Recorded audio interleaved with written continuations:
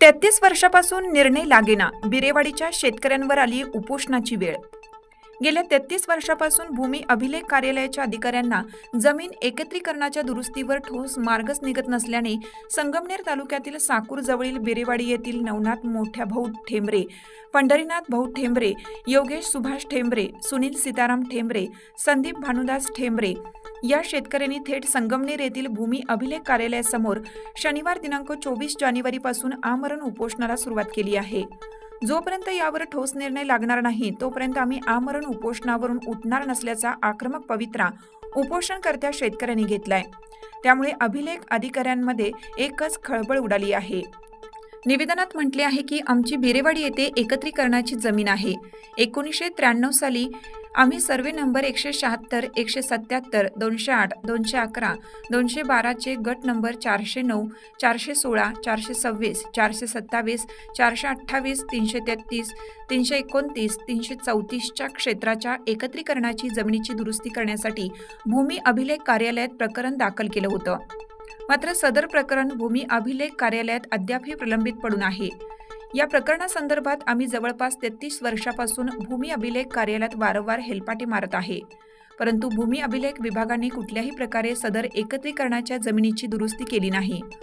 उलट या संदर्भात संगमनेर, नगर, पुणे, नाशिक येथील भूमी अभिलेख कार्यालय आजपर्यंत हजारो हेलपाटे आम्ही मारले, मात्र सदर प्रकरण फक्त भूमी अभिलेख कार्यालयातच गटांगळ्या खात आहे।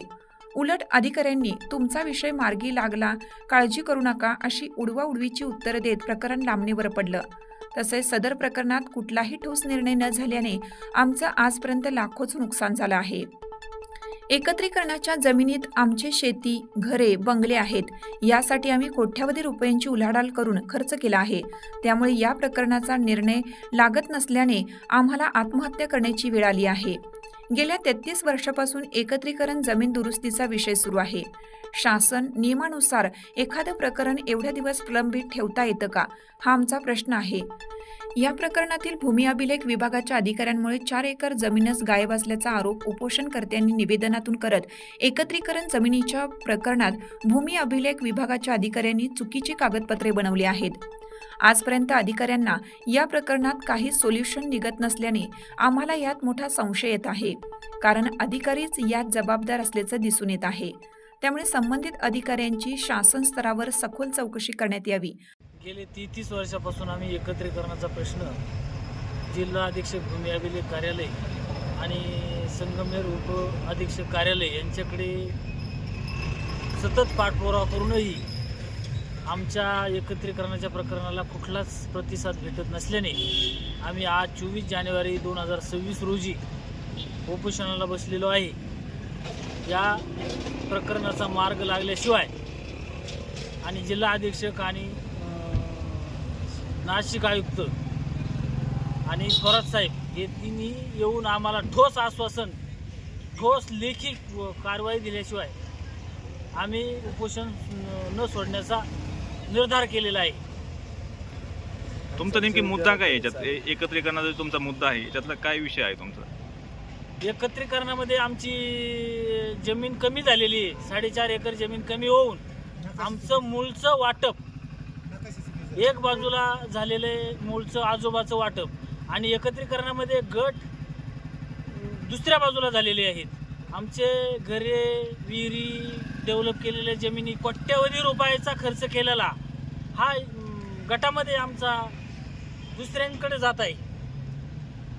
मग या संदर्भात भूमी अभिलेखने तुम्हाला काही असे काही या अगोदर काही उत्तर दिली की किंवा लेखी वगैरे काही याच्यात काही असं करू वगैरे?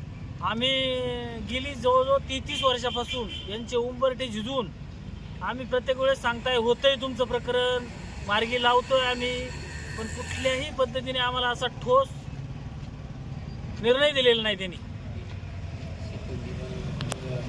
तुमचं आता 26 जानेवारी आहे, परवा दिवशी आता तुम्ही उपोषणाला बसले आहेत, तुम्हाला आज या संदर्भात नोटीस पण दिलेलं आहे, या संदर्भात काय सांगाल?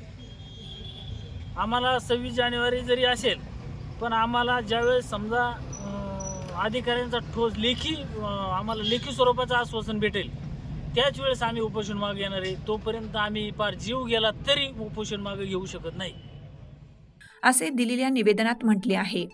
महासत्ता न्यूज संगमनेर.